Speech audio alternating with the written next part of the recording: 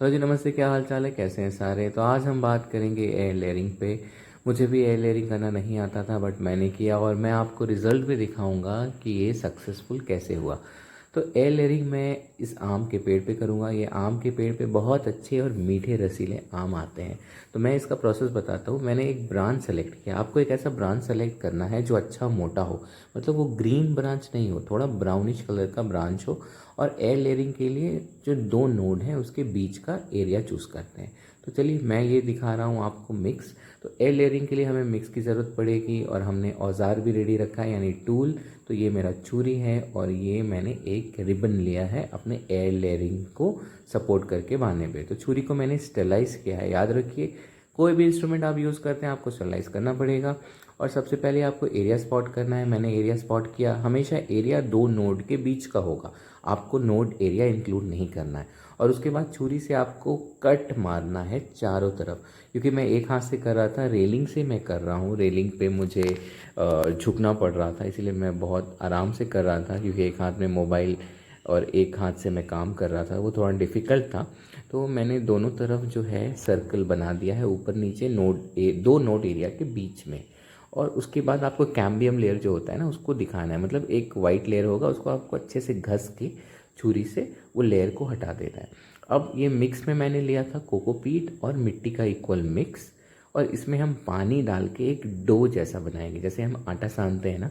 तो मिट्टी को हम वैसे ही कुछ सानेंगे, बट एक गीला नहीं होना चाहिए, क्योंकि मुझसे पानी ज़्यादा पड़ गया। मैं इसमें मिट्टी ऐड कर दूंगा थोड़ा।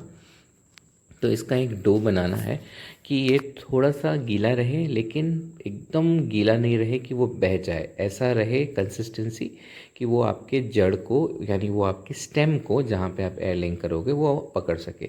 तो मैंने एलोवेरा ले लिया है। ये अपना नेचुरल रूटिंग हार्मोन है। ये मेरी मिट्टी भी तैयार हो गई, मेरे पास रिबन भी है। तो अब मैं क्या करूँगा, ये जो कट पार्ट है जहाँ से मैंने इसका ऊपर का लेयर हटाया, वहाँ पे मैं अच्छी तरीके से एलोवेरा को लगा दूंगा, क्योंकि नेचुरल रूटिंग हार्मोन है।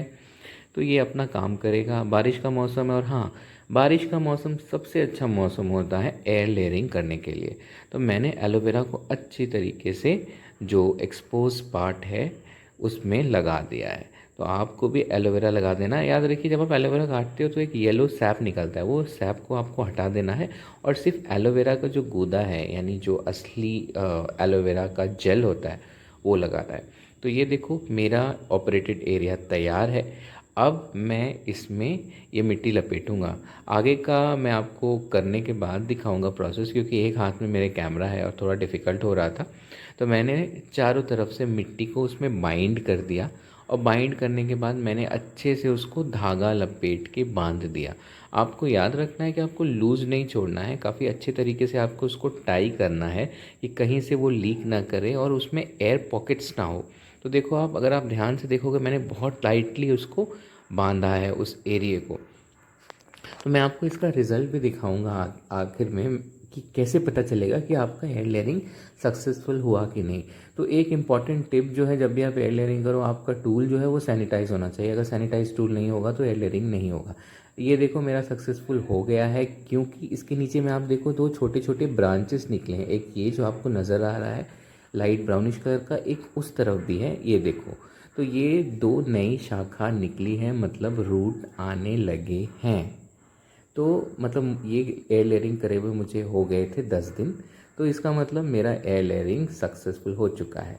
तो आप भी जल्दी से एयर लेयरिंग करो और मुझे कमेंट में बताओ।